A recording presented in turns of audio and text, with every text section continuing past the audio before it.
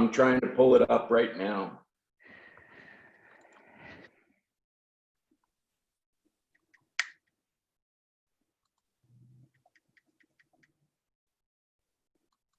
It's not letting me join the event. Because it says that we are live. Let's try it again.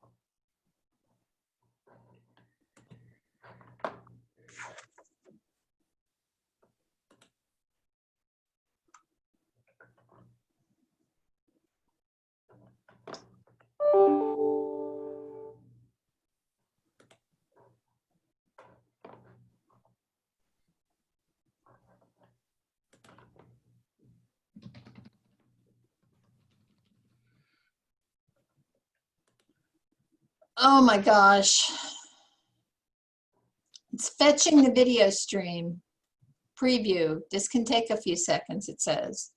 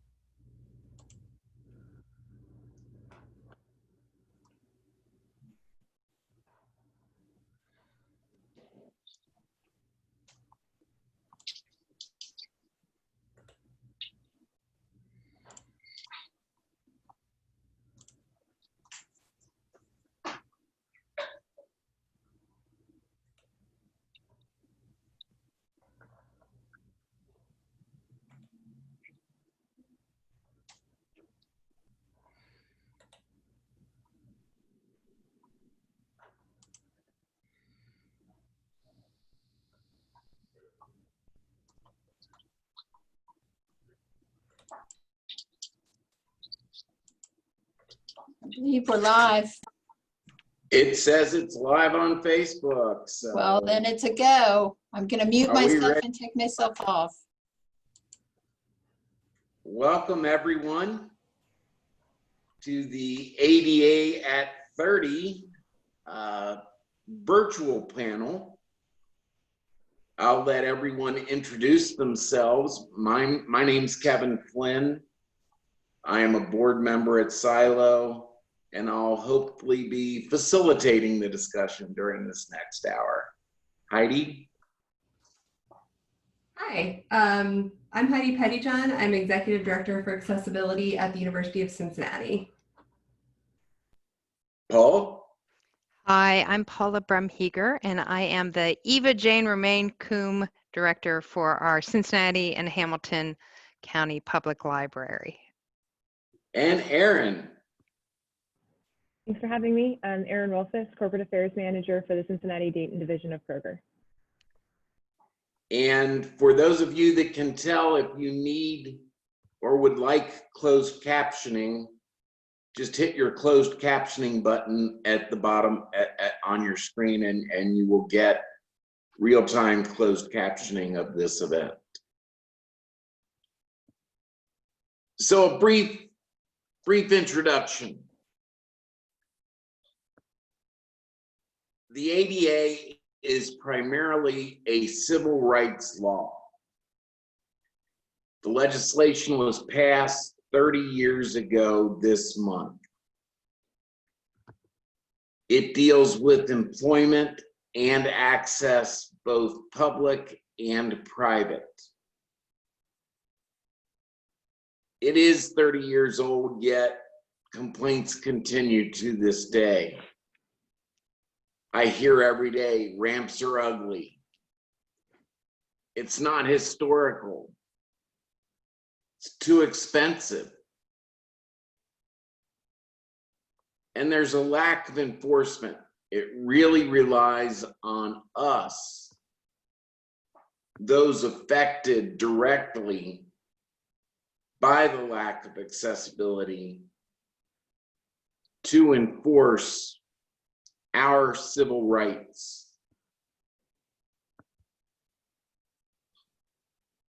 The purpose, and this is in the statute that was written 30 years ago and signed by the first President Bush. Physical or mental disabilities in no way diminish a person's right to fully participate in all aspects of society. Discrimination against individuals with disabilities persists in critical areas such as employment, housing, public accommodations, education, transportation, communication, recreation, institutionalization, health services, voting, and access to public services. And for those of you that have ever been bored enough to actually read the ADA and the regulations implementing it, I could go on for the entire hour talking about the intricacies of the law. But in a nutshell, that's it. Anything that really affects your life is touched upon by the ADA.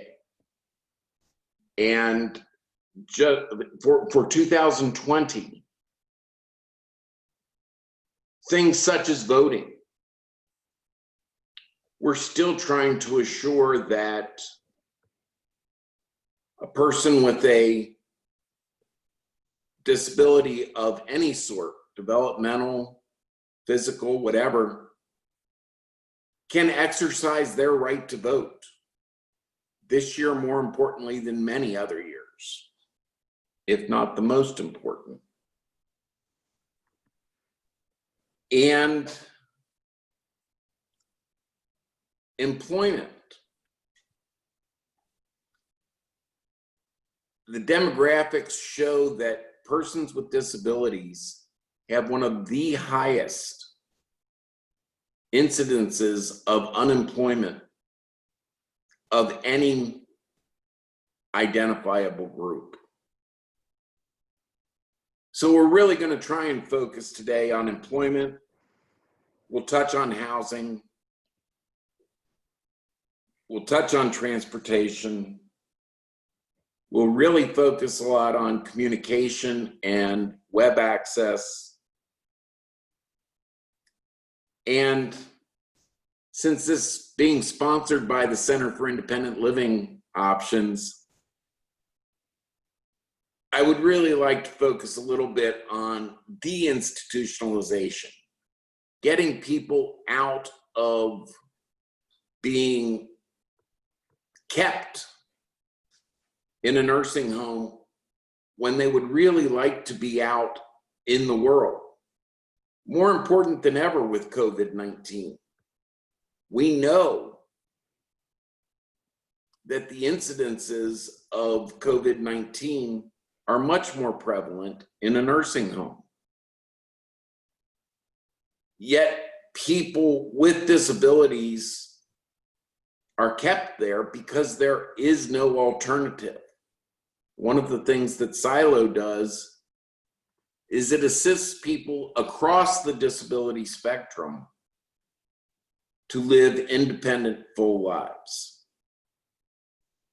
With that, just one more bookkeeping thing.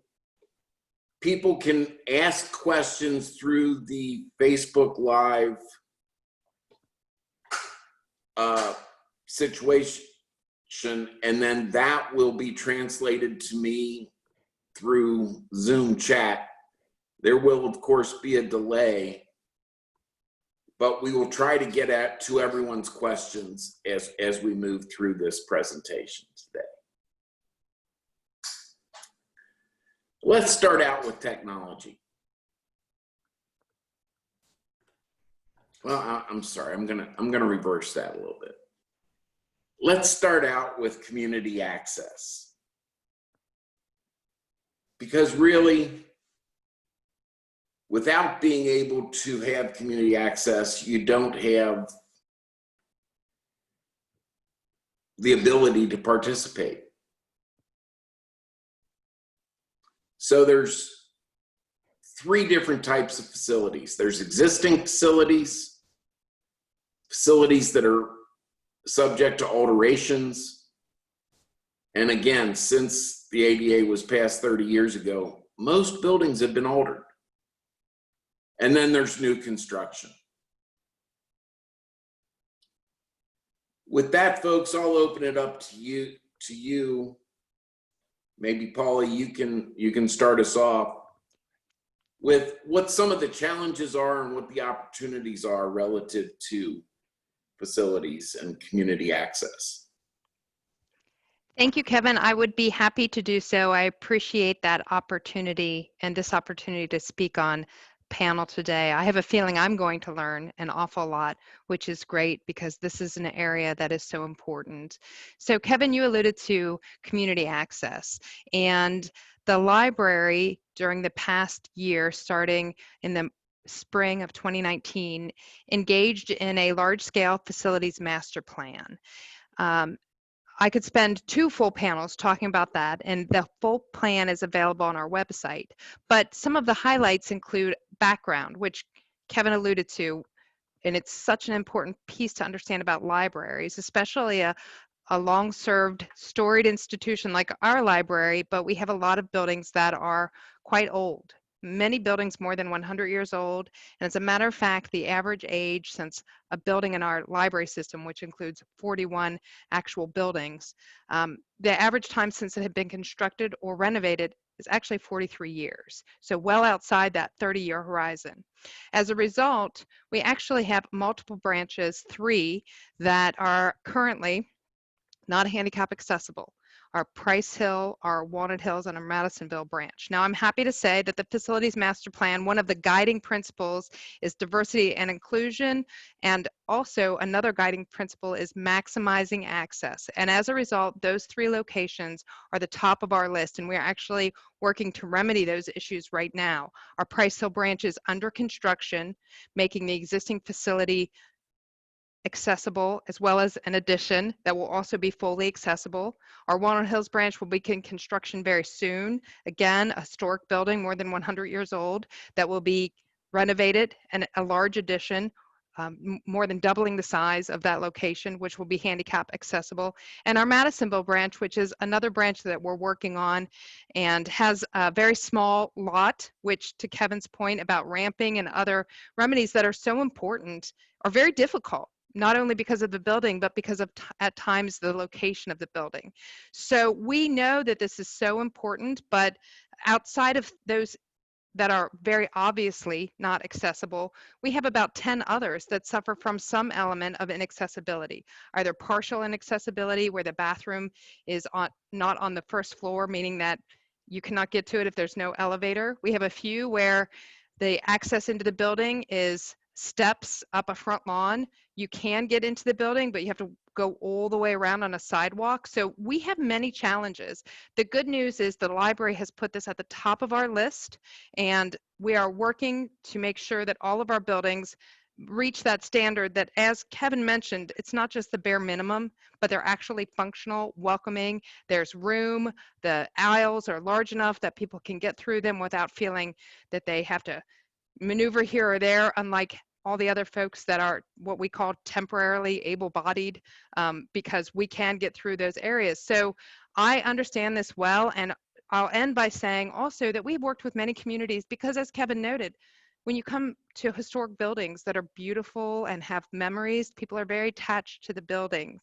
But when we begin to talk about the inclusion limitations, I've always been very proud of our community. Talking through that with people, there is a realization that that needs to be a priority regardless of the historic love of an existing building. Thanks, Paula. And I need to give kudos to the library on some other points too, because with the internet and the accessibility of books that are available on your iPad, with just having a library card, almost the entire catalog of books and periodicals and newspapers are available to you through your public library. And making sure that those documents are available across the spectrum of disabilities, even if it's virtually accessible, is so important. Heidi, did you jump Thank in? you, Kevin. Go ahead, Heidi? Yeah, thank you. And thanks again for having me today. And I also want to thank my friend Jill Gibney, who almost everybody in Cincinnati knows one way or another, for connecting me with the panel.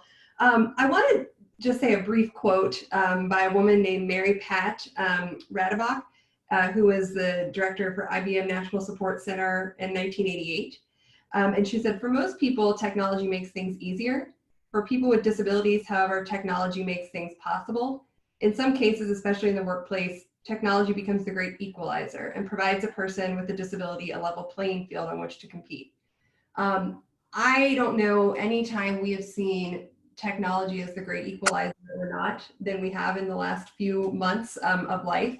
But electronic technology, website technology, or accessibility, just as you said, Kevin, is really critical to providing the full and equal access that the ADA is about. At a very high level, because I think this is one that's less known about by most people, it's about the ability for people who use what we call assistive technology to interface with websites and systems and software. So if you think about it, everyone in their hand has a device that is a piece of assistive technology. So if you ever do, you ever voice into your phone to do speech, if you ever have your screen reader read anything, if you look at captions, if you ever enlarge something, you're using some form of assistive technology. Just as though the problem comes into play, which is that in order for these assistive technologies to work, software developers and website builders and coders have to make sure that they're building things correctly. So just as a person who uses a wheelchair is mobile when they're in their wheelchair, if they come to a building like my Price Hill branch of the library, which I love, and I'm so excited to see the changes as a Price Hill resident. But if you come to a building where there's no ramp, you're disabled by that environment. And so the same thing happens on websites all over the place. The answer to it really is simple. The nuts and bolts of how to make websites and content accessible is available. It's a quick Google. The University of Cincinnati has an accessibility network website that I can put out. We have a lot of resources there as a public institution. We want to be partners with those in the communities. But what you can do in your businesses, what you can do in anything you're putting out is really just hire somebody who knows how to do this. And any developer who's worth your money should know how to do this or can learn how to do it. What it's really about is making sure you're thinking about it from the start, because retrofitting, as we know, is a lot more difficult than creating something to be accessible. So that's in a nutshell. I also could go on and on about it, but it's really important. It's doable. It makes a world of difference, and it's the law. But what it really does is it ensures that all members of your community have access and are included. Well, and I think both, Heidi, both you and Paula have mentioned this, and it really is the theme of the ADA, is we have to be intentional in our actions as citizens, as people. You know, we have to be intentional the same way you have to be intentional about other forms of discrimination. And you have to think about it and say, how is this going to adversely affect? If you're a decision maker, how is this going to adversely affect? The ADA is meant as the bare minimum. It's been in effect for 30 years. There's regulations that have been in effect for almost 30 years. There's other regulations that came into effect 10 years ago. And we're still fighting the battle to get people to meet the bare minimum. We should strive for better than that. And that's why I like having the library and UC and Kroger on this panel, because that's 3 examples of institutions in this city of Cincinnati that go beyond the minimum. One of the questions that came in was, how do we go about, I don't want to mess up the question, how do existing buildings go about making themselves accessible? Is there a specific process? So I can take that a little bit from the library's perspective, because we've been doing heavy design on that Price Hill branch that Heidi mentioned and the Walnut Hills branch as well. And we have, of course, a team of architects and construction folks who are very experienced in looking at these buildings and determining the way to make them accessible. The thing that I will say, which Kevin pointed out, which I think is so important, is there are always choices about the bare minimum and then more. What we're trying to do is realistically look at these from a very inclusive and not just access, but maximizing access. So as someone who has been somewhat aware of the ADA requirements, but working in libraries, there are an awful lot of buildings that were built in the 80s that have a bare minimum perspective to them. And it's very difficult at times to convince people that it's time to invest the dollars to go beyond the bare minimum. So when we're looking at these buildings right now, and we are investing heavy dollars thanks to the community, and again, kudos to our community, because they have voted for library levies with the understanding that those dollars are going towards this kind of project. I think that speaks volumes about this community's intentionality about inclusiveness and willing to put their dollars toward it. So when we talk about just ramps and building a ramp along a lot that maybe was designed for a different kind of building in a different era, not making those ramps to the bare minimum of the kind of grade where it is challenging for many people to get up there, depending on their mobility or what devices they might be using, but spending the extra dollars and laying additional concrete, so if the ramp has to go a bit longer and take up more space, that's important. That's the purpose. Not just can you, but is it comfortable? Do you feel included? Do you feel attended to? So what we are doing is going through with our architects and really asking those hard questions and doing our very best to create buildings that just aren't, you can get in them, but you feel comfortable, and it takes away any barrier to the degree that we can, so that you can come, and to Kevin's point, you can come on your own and not require someone to assist you along some circuitous or difficult or back door where you have to do a special knock to get let in, that you can come in the front door like everyone else. Well, I would just say, this will be me, the lawyer in me speaking. Sometimes you have to get a little mean. You have to force not these particular institutions, but other folks, especially private businesses, who let's face it, they have a duty to their stockholders to maximize their profits, which oftentimes minimizes the ability for accessibility. And unfortunately, there's not a great public enforcement of the ADA. Yes, the Civil Rights Commission in Ohio can enforce the ADA. Yes, at the federal level, the US Department of Justice, the US Department of Labor, the US Department of Education can enforce the ADA. From experience, I will tell you, it's very difficult to get them to take an interest in a particular case. So oftentimes it's up to the individual or a group of individuals, our voices are louder when we work together, to challenge the institution, the company, the building, to challenge our policymakers at the local level.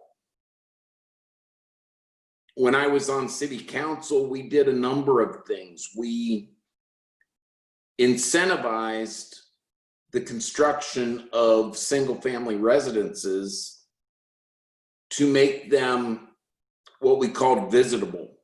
There would be a no barrier entrance to the single-family home that would allow somebody in a wheelchair to get in, visit, have a glass of wine, use the restroom, and go home.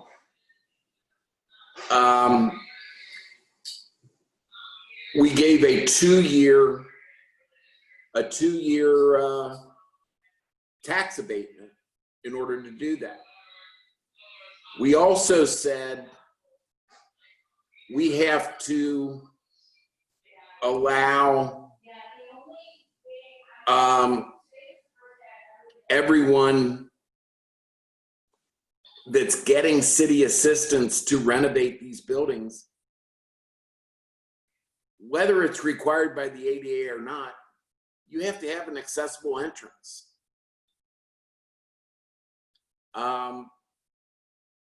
We gave incentives to the taxi cab companies to create accessible taxi cabs. So there was a lot of using the carrot and stick approach, a lot of carrots that were offered. Unfortunately, we're not seeing a lot of results yet. So it's time to start using the stick. That's my editorial comment. That's my pay for being part of this. Is I've waited 30 years. Well, I've waited 18 years. I've been in a wheelchair for 18 years. It's now time for the stick. Erin, could you jump in with some comments about maybe employment and what Kroger does relative to employment? Sure. Thanks, Kevin. Thanks for having me today. I really appreciate being able to be part of this discussion. Kind of like Heidi said, I look forward to learning myself. So at Kroger, diversity and inclusion is part of our core values. It's always been part of our core values. And it's been a really interesting time to kind of take a step back and say, it reminds me of a couple weeks ago, I said, oh, we have a place for everybody at the table, and that still seems like we're inviting people to the table. So I was nicely corrected by someone to say we're inviting others to help us build the table together. And I think that that's really important with what Heidi, Paula, and Kevin have shared, that we can all do this together, but we need to kind of be intentional about the way that we're thinking about it. Now, when it comes to employment, Kroger is an open door kind of for anyone who wants to come work for us, really. When we were going through all this COVID stuff and people were reaching out because we were one of the few places that were hiring, I would get a lot of questions of, what do you need to do to work at Kroger? And I said, you just need to have a good attitude and a willingness to come and do whatever you need to do in the stores.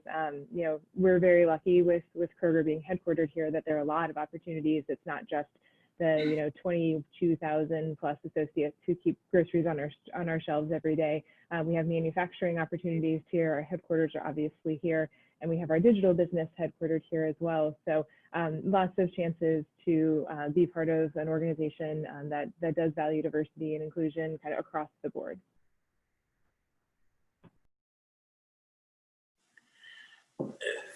Thanks, Erin. And so that people understand, companies have an obligation.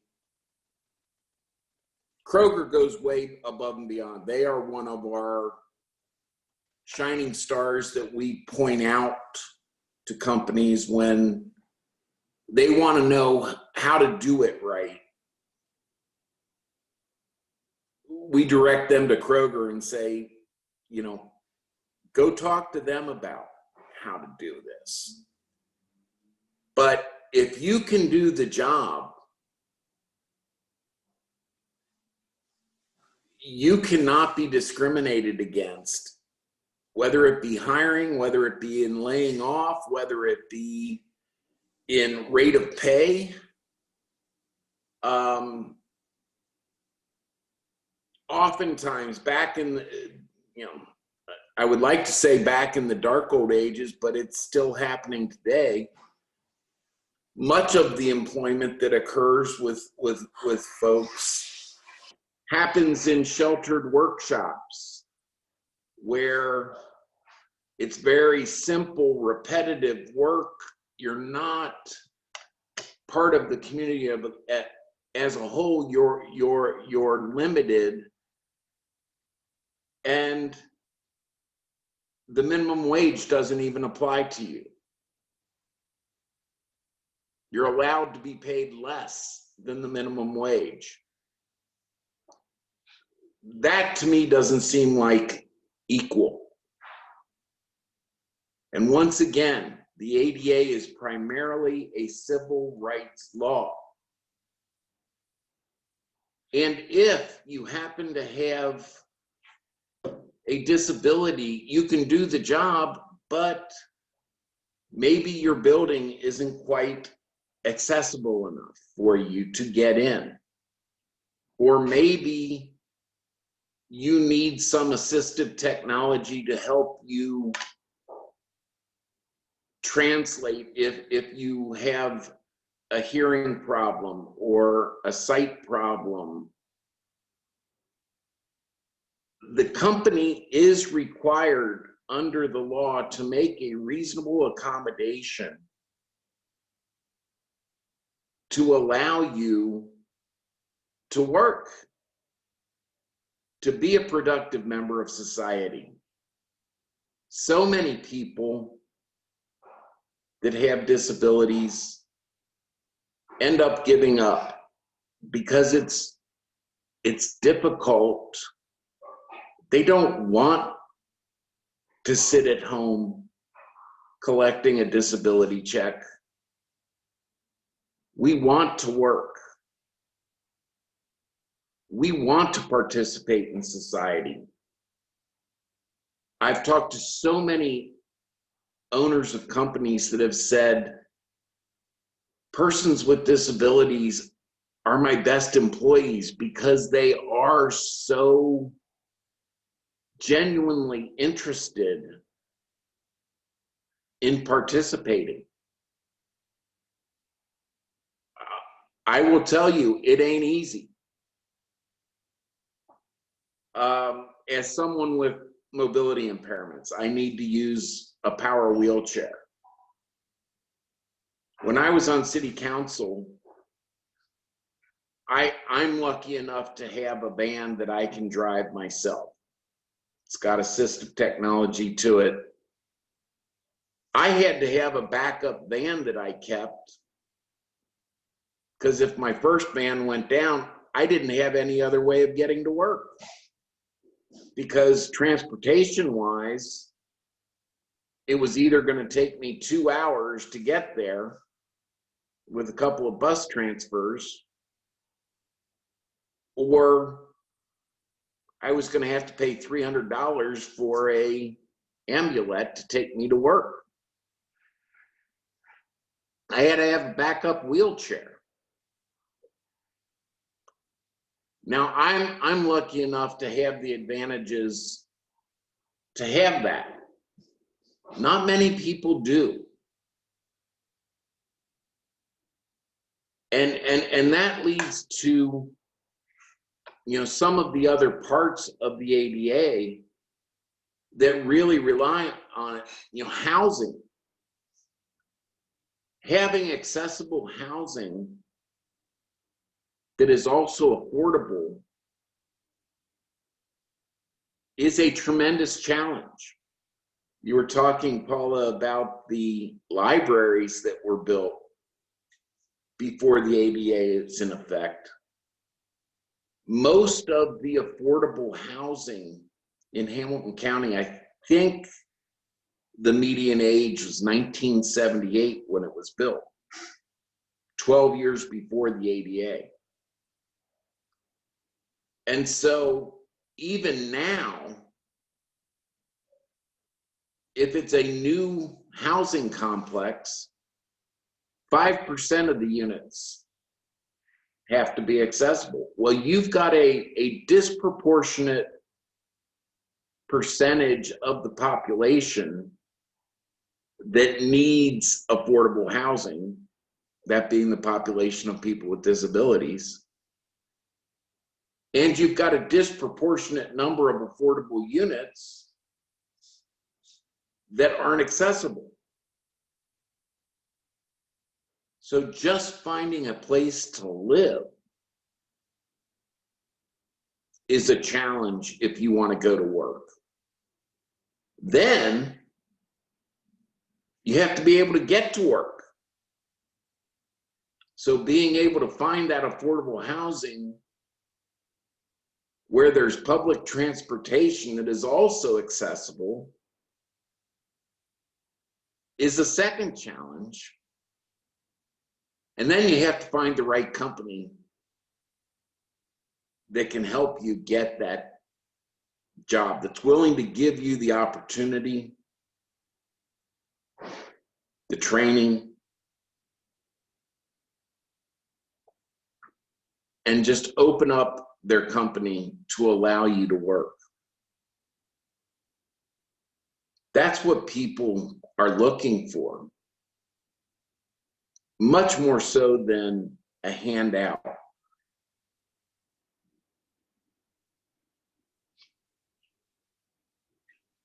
I feel like I've been monopolizing the conversation a lot, so please jump in.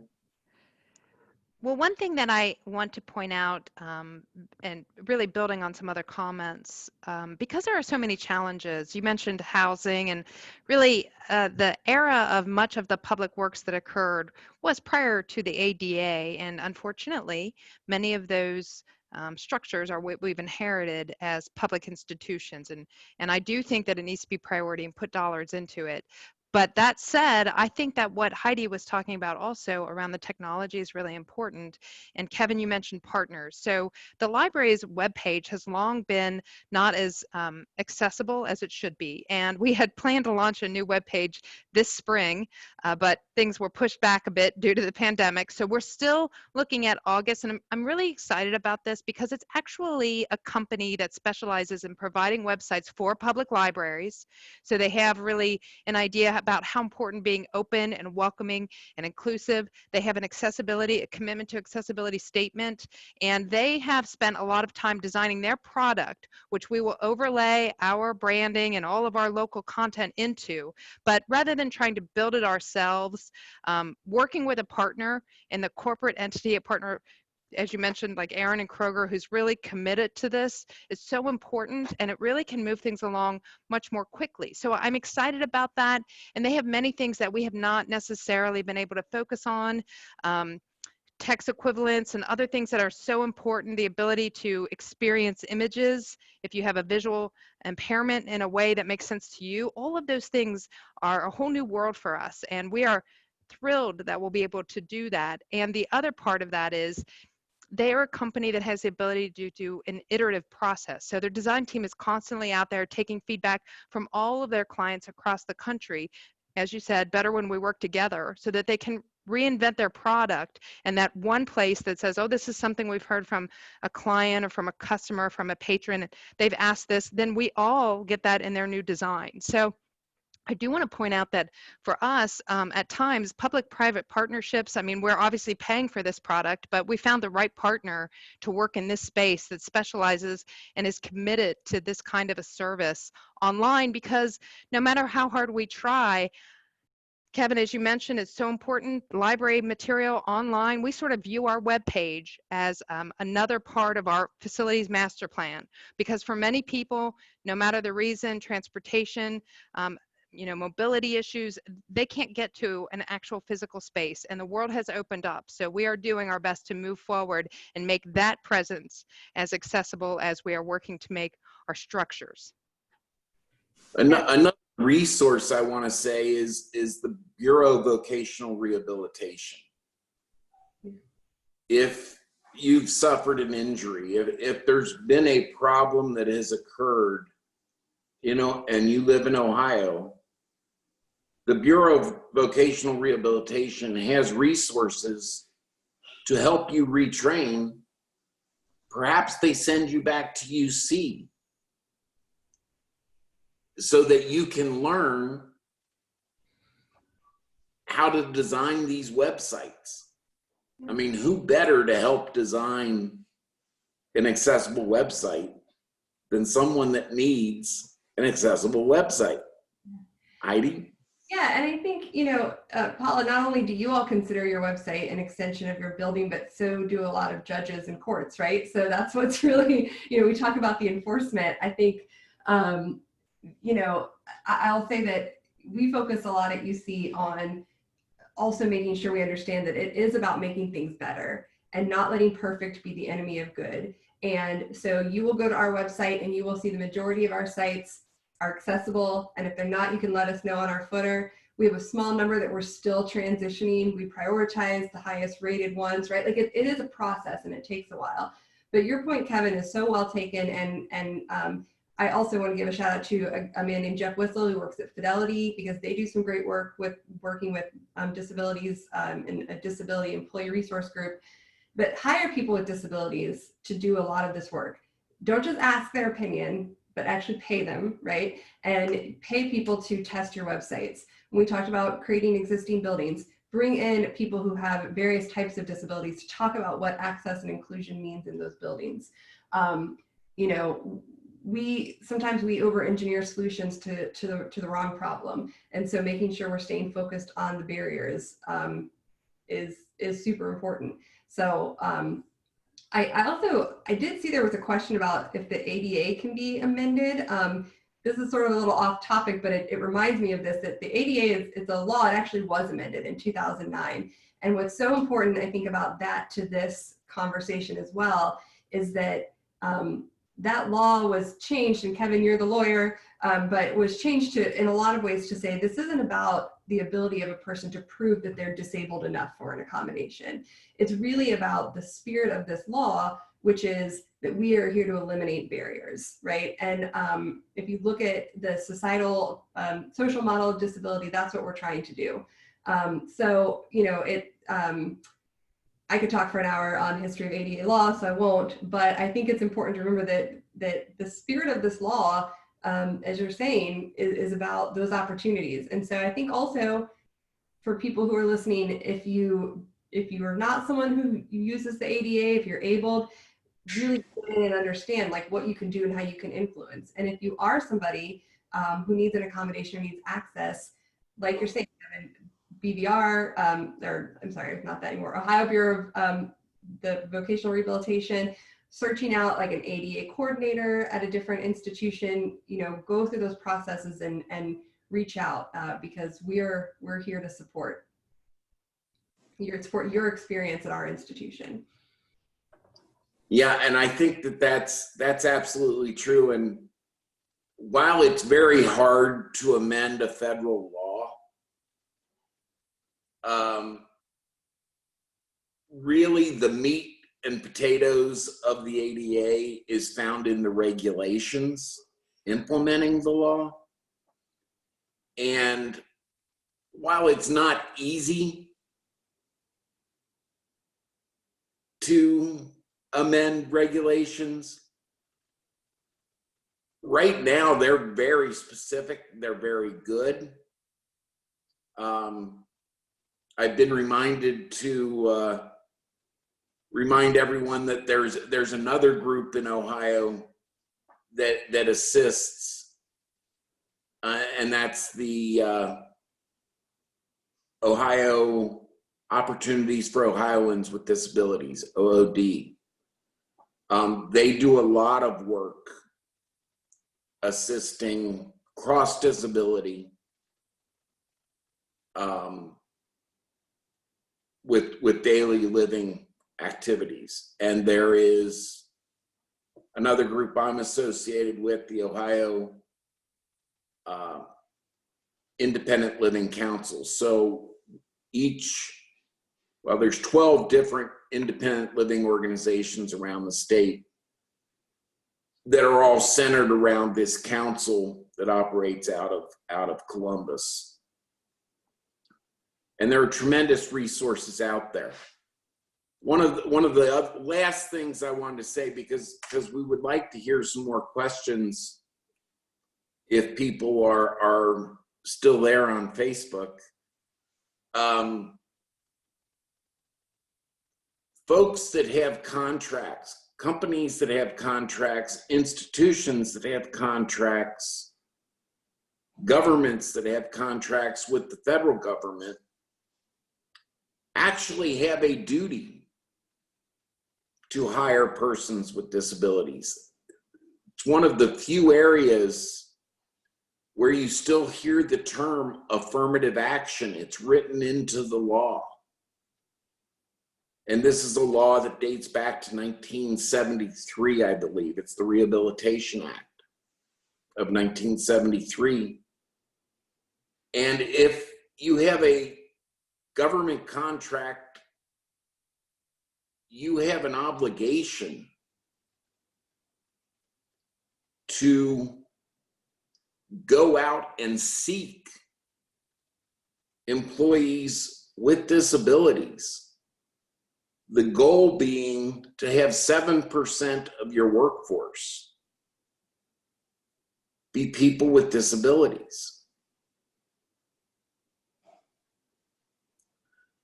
I had to fight with the City of Cincinnati because they had never heard of such a thing.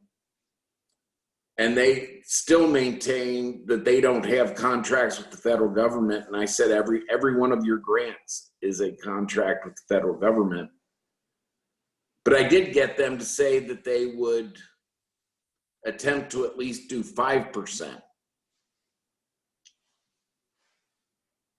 Again, you have to be intentional about this.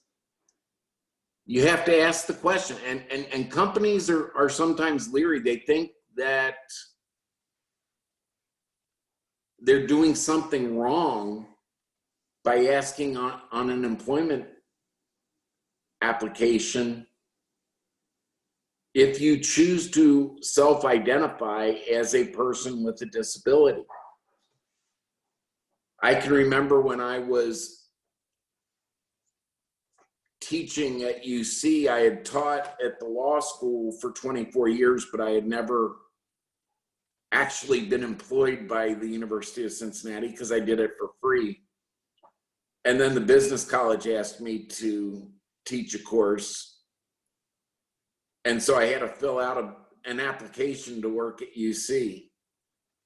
And one of the questions on there was, do you self-identify as a person with a disability? And I was like, why is that question on there? And it is to try and show how many persons UC actually does hire that identify as having a disability. So it's not to try and weed you out of the employment pool. In fact, it may assist you in getting the job because the federal government says the companies have to affirmatively attempt to hire persons with disabilities. Do we have any other questions And while you're waiting for the question, I did want to kind of circle back to that discussion about the website. One of the things that came into really stark reality for us with the pandemic was the use of our website to order groceries, whether you're coming to pick them up in your car or we're having them delivered to you. You know, we saw a huge spike in people interacting with our website to get food because they, for whatever reason, needed that extra assistance, couldn't come into the store because they were compromised. I do want to say the stores are safe. Please feel free to come into them if you can. But you know, we did experience that, and the need for that site to be accessible to everyone came into really stark relief quite quickly for us. I'll certainly echo that, Erin. We were so disappointed that we were about, you know, couple of weeks away from having a much better situation for our folks to be able to do all those things Kevin talked about, find material, easily access all the resources. So we're working on that and moving forward, but I couldn't agree more. Sometimes these disruptions really lay bare some of those things that people had tolerated, but at some point it's just not, you realize that this is not what should be happening, that we need to alter this promptly. Well, I think this should just about wrap us up.